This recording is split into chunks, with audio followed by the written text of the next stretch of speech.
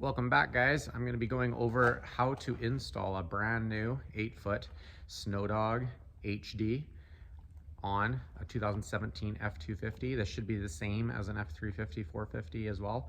And the mounting isn't going to be that much different than most other trucks, just the brackets are going to be a bit different, but this is everything installed, including wiring, including the brackets, including the clevis, including putting the plow together, something that you can't really find very easily on the internet. So if you want to learn how to install a plow yourself, this is the video of how to install one of those. I've bought many brand new plows and they always come with instructions. This one comes with a little leather owner's manual, which is kind of interesting and great to have in the truck. It goes over not the installation, but definitely some troubleshooting and some instructions on how to use it. So that'll get left probably in the truck. The instructions for installation, they're usually quite detailed. It's always something that's best to, if you've never done one of these before, just read it over, have a cup of coffee, get familiar with what it's saying, what it's doing. There's the wiring there for the battery. I think there's the headlights. Yeah, here's going to be for the headlights probably. But yeah, there's going to be probably more instructions for the mount because that's going to be specific to a vehicle, so they can't give a generic instruction such as this. So what I'm going to do is I'm going to go over and take that bumper off because I know that's going to have to come off, and we'll get started. So with the bumper removed, we're now going to move into installing the mounting brackets there. Now, one thing that I just want to give a little tip here, guys. These are the bolts that hold the bumper on in the front. There's 4 of them in total, but because they use this nut bracket on the back, I'm not too sure, there's probably a technical term. It's always best to loosen these first before you take them out, because if you take one out completely without trying to loosen the other one, the back can sometimes spin. It can actually spin completely all the way around. So always loosen these 4, all of them first before you remove them. It makes it a little bit easier for you.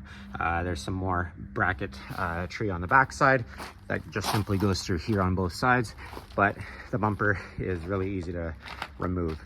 Now the box, you're gonna notice all these boxes are open, guys. I just bought this a while ago and I just inspected everything when I got it. These boxes for the truck mounts are specific for a truck. So if you look right there, it's for an F250 all the way up to a 550 of a 2017 year. So with that being said, when you're ordering a brand new plow, they're going to want to know the make model of the truck that you're wanting to put it on so that they can ship you the correct one of these. Everything else that comes will come in a crate and it's all kind of generic, but this will come separately and it is truck specific. Inside this box, it's going to come with a different set of instructions. This is for the mount specifically, okay? So it's important to give that a read over. I'm assuming that this is going to be all the hardware. And then there's the bracketry here. Now, odds are, oh, maybe not, I'm wrong, okay. I was going to say, sometimes the clevis is separate because it's generic for every truck. In this case, the clevis is coming with all the bracketry. So everything that is needed to know in order to install it is going to be on these instructions. So I laid out everything from the box. I find it interesting that I only have 3 of those. I'm wondering if I'm supposed to have 4. But the first steps on the Ford here is we've got to remove the 4 bolts on the inside and or I guess this is the inside and the outside of the frame on that side as well. So we're gonna have to take them all off in order for the brackets to fit right now. So I'll just quickly blast them off. So the next step, this bracket is going to go exactly where those existing bolts were, and you just bolt it on both sides. What you're wanting to do is making sure that the outside bracket is on the outside of the frame, if that makes sense. So you don't want the one on the wrong side because it's shaped like an L. If you put it on the inside, it will fit, but it's going to be incorrect. So make sure you're putting the correct side on the correct side. So we've got the 2 brackets put on there. The next step involves some drilling. Usually I like to put on this stuff on the loose so that it can kind of move around so that you can line stuff up a little easier and it's not fighting you. In this case, we are requiring to drill some holes on the underside. That first hole there closest to the camera, we're gonna have to drill a hole. The back one already has a hole, so I'm not too sure if we're gonna use that. I'm willing to bet we are, but this hole we're gonna have to drill through right there. I don't really like drilling through the frames when possible, but with this kit, we have to. So it is what it is. With the pilot holes drilled, we removed the bracket, and now we're just using a step drill because it speeds things up pretty good.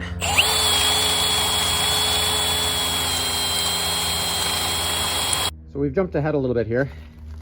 What I've done is I finished drilling and I installed the bolt here. You have to put on that big bracket right there, sorry. You also install a second bolt in the back, and it goes through the bottom of this bracket here. Hopefully you guys can see that. Then the next step is you're wanting to mount this, and it should be 11 inches from, I believe, the bar down. If I remember correctly, read your instructions. It could be the hole. I'll try and confirm that maybe in a comment below, but approximately 11 inches. But what I'm going to do is it also said to do it loosely, so I did it loosely. I have a feeling that I'm gonna have to switch all of these nuts to have them pointing outwards. Just looking at the diagram, I think that that's how it's supposed to be done. Oh, maybe not. No, they're actually, I did it the right way. So I'm gonna keep these bolts here. It says to put it on loose, so that's what it is loose. And then the next step is going to be, you have to bring in the next brackets, and we're gonna have to undo the two bolts holding on the sway bar there, and then this bracket actually fits up against the frame, and the bolts go back on, and the sway bar sits against this. I don't believe this hole gets used. I'm gonna keep reading on the instructions, but if it does, it looks like we're gonna have to probably drill something. But that is the step that we're at right now. This is actually the passenger side, so I will get to installing that. I just want to point out something, guys. I put it together incorrectly. Up here, there's going to be a silver 3/4 inch and then a 15/16 in the back. I was using these gold colored bolts up there. I had to switch them because they just didn't seem long enough at first, and I was correct. But when I started assembling the rest of this and trying to bolt these up, I realized that I was short 4 of those silver ones, and then a little light bulb went on. So I swapped the 2 over there, swapped the 2 over there. Again, everything's in just loosely right now. Up here against the frame, right up here, this side, it's actually threaded on the frame. So I just used the bumper bolts. I do have 2 bolts. I don't know where I put them. Oh, I put them back over there, but it does come with bolts that'll work for that. And then on this side, you got to drill, sorry, you can't see, but where this bracket goes to under the frame, you do have to drill another hole and then put another bracket. That's why you have 3 of these. 2 is for that side, but they're threaded, so I just bolted them in. And then 1 is for this side, and you gotta drill it and put it in.